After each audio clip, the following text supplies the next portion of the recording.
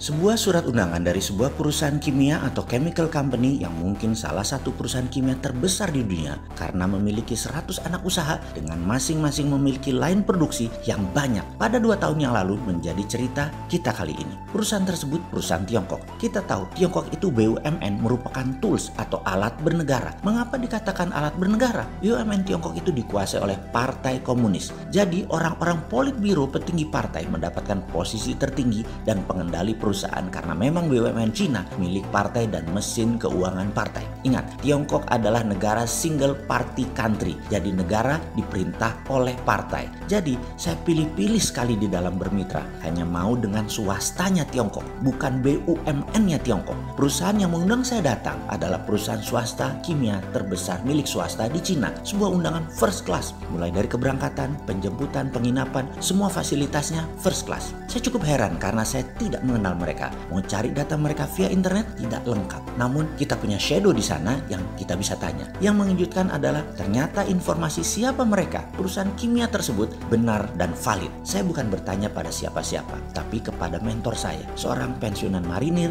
yang lama bersama lembaga bayangan internasional. Dia mengatakan, datangi dan selalu bodoh, keep stupid. Tanpa berpikir panjang, saya berangkat. Saya lompati ceritanya. Sampailah di hari terakhir di mana ada acara di luar agenda. Salah satu dari 7 petinggi politbiro PKC Partai Komunis Cina yang posisinya hanya 1 lapis di bawah Xi Jinping minta waktu bertemu dengan saya. Bertemu santai dalam diskusi sambil makan malam. Makan malam pun diatur, disiapkan di puncak gedung tertinggi milik perusahaan tersebut di lantai 52. Mereka memiliki 17 gedung, di mana kantor dan tempat tinggal dibuat berdekatan sehingga karyawan dekat ke kantor, namun pabrik yang 100 ada di seluruh Cina. Dikatakan kalau makan di restoran umum bisa-bisa ada foto atau dokumen-dokumen yang tidak boleh diketahui publik. Jadi makanannya harus di dalam kantor. Lalu di set up dinner tersebut, di mana ada sebuah kebiasaan di Tiongkok. Formasi duduk menunjukkan siapa tamu utama, siapa tuan rumah, dan lain sebagainya. Di sisi utara adalah sisi terhormat. Jadi dalam round table dinner di mana saya didudukkan di sisi utara dan ini sebuah kedudukan kehormatan. Kemudian di sisi kanan saya adalah tuan rumah dan tamu kehormatan ada dalam posisi kiri sisi utara. Jadi siapapun yang duduk di kiri saya, he's the guy. Makan malam tiba. Saya masuk ke ruangan, semua berdiri dan saya duduk di sisi utara. Di sisi kiri saya, bangku masih kosong. Minuman pembuka dibagikan. Tak lama kemudian, seorang berbaju jas berdiri, masuk sendirian, semua pun berdiri. Dan dia menyalami saya. Dia lalu duduk di samping kiri saya. Baru yang lain duduk, termasuk saya. Oh, ini orangnya. Ada pin kecil lambang komunis di dada kirinya, di jantungnya. Oke deh, ternyata dia fasih berbahasa Inggris. Di mana saya selama 5 hari di sana dilayani oleh 5 orang yang master degree-nya semua dari Amerika. Bahkan 3 orang dari laboratorium yang sudah pensiun. Jadi penasihat dan konsultan usianya sudah lebih 75 tahun. Mereka S1, S2, S3-nya di Eropa dan Amerika sewaktu zaman mereka kuliah dulu. Bahasa Inggrisnya kayak air, super lancar. Begitu juga sang petinggi dari politbiro ini. Kalimat pembukanya singkat. Setelah basa-basi, kami serius untuk membangun industri baterai dan kami sangat butuh litium Anda. Saya jawab, maaf, saya tidak bisa berikan kecuali pabrik baterainya di Indonesia dengan bahan bakunya Indonesia dan tenaga kerjanya lokal Indonesia. Kalimat saya tadi membuat suasana hening seketika. Semua yang hadir mendadak menjadi berhenti bicara.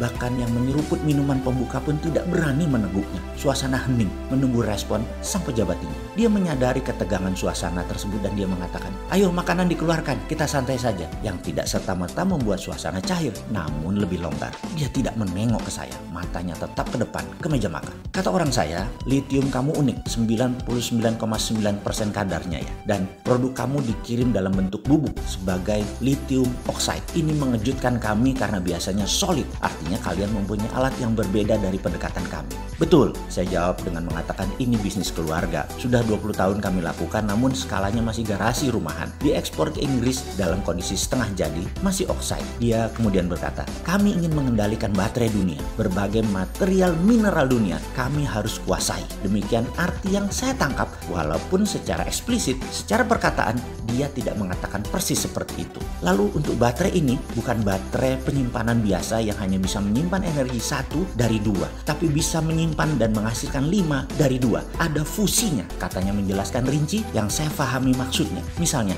dia menciptakan power bank untuk rumah, perlu 5000 watt. Maka baterai di charge 2 jam dengan teknik fusi, maka 2 jam tadi cukup untuk memproduksi 5000 watt dan disimpan yang bisa dipakai seharian. Yang saya heran adalah mengapa dia harus turun tangan ya? Apa karena 5 hari ini saya hanya diam, keep stupid, juga ngotot tetap berpendapat bahwa pabrik harus di Indonesia, bahan baku dari Indonesia, tenaga kerja harus Indonesia. Dia hadir menjadi efek penggentar gitu ya, mau menekan atau mau membeli saya. Bagi saya, kalau mereka setuju dengan usulan saya, maka kita bisa mengcopy dan nanti buat sendiri. Indonesia jadi jawara baterai dunia. Sementara Cina dengan baterai ingin lepas dari ketergantungan energi dari batu bara dan minyak bumi. Kendala mereka tidak punya bahan baku membuat baterai. Mereka punya teknologi terapannya. Sementara kalau mereka ambil bahan dari kita hanya sebagai trader saja, tidak dapat nilai tambah dan tidak bisa menjadi pengendali. Kita harus sadar bahwa kita ini cantik, seksi, menarik, dan harus pinter. Jangan modal body doang. Sudah tahunan kita digituin bangsa lain. Kalau sama si Sontoloyo ini,